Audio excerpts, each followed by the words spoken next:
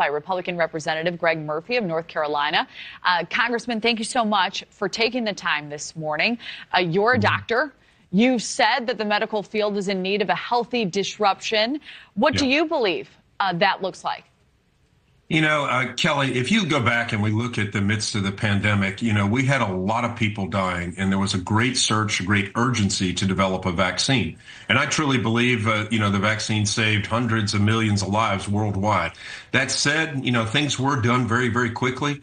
And it was really very unfortunate that Fauci came out and said everything's perfect, everything's fine, there are no side effects, which there were. And so he lied to the American people. Subsequently, we've had a lot of vaccine hesitancy now. It's okay to go back and look at this technology. Where is it good? Where is it not good? What are its side effects? You know, the real big push for this was to get everybody vaccinated. And we've known historically vaccines are for those people who are at risk. And so I think it's okay. It's a healthy disruption, as I've said before, for us to look back at the medical industry, to look back at medical science and say what is true, what is not true, what's objective and what's not objective.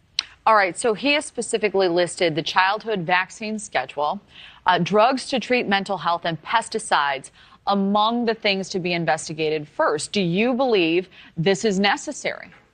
Yeah, I do believe it's necessary. I don't think science has done a very good job of going back and looking at itself, especially in the last 4 years, where it became, if you don't believe like I do in medicine, you're being pushed aside. You know, there are some things that have caused problems. We know this. DDT, when it first came out, was great, and then we realized there were problems with it. Same with so many other chemicals.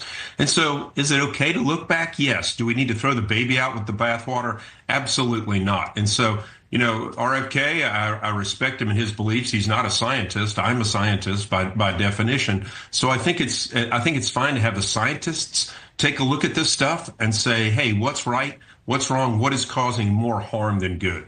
Well, I'm interested as a scientist, that you are, you know, there are so many concerns and they're widespread, and it's tough for parents who are trying to navigate this who don't have your credentials.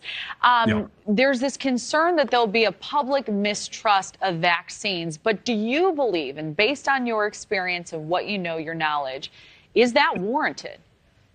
Well, Kelly, look, the public mistrust of vaccines started because Fauci pushed them so much. And we have such now a rebound vaccine hesitancy. You know, the childhood vaccines, we look at now the outbreaks in measles, which is one of the most infectious diseases there is. That should not be happening. We should have eradicated measles. It can be a lethal disease, highly infectious disease.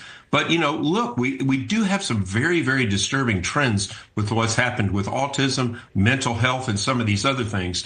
And I really do think it's okay to look at these things. Sadly enough, a lot of our pediatricians, the CDC pushed out the COVID vaccine, saying that kids less or 6 months and older should be getting it.